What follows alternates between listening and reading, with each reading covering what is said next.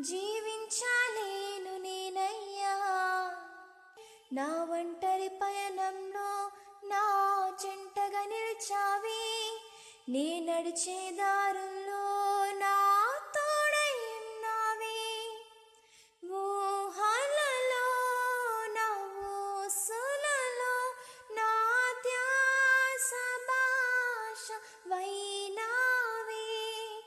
శుద్ధతలో పరిశుద్ధతలో నేను పోలినన్నిల సాగమని దీవించవే.